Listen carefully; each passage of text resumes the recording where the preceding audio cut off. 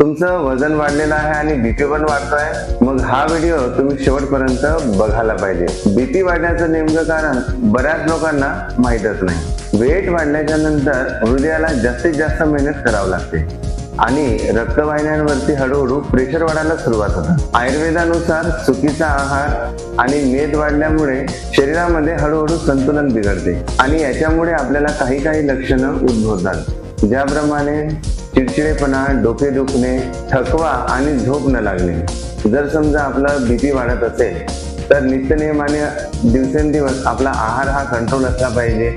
सकाळचं दैनंदिन रुटीन हे एकदम चांगल्या पद्धतीने असलं पाहिजे।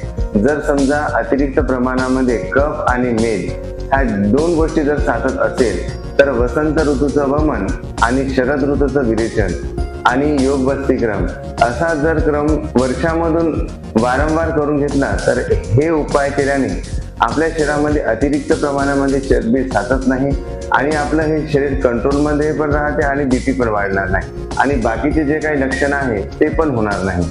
बीपी नियंत्रणामध्ये ठेवणं हे फक्त गोळ्यावरतीच अवलंबून नाही, मूळ कारण म्हणजे वाढलेलं वजन कमी करणं हे खूप महत्त्वाचे आहे।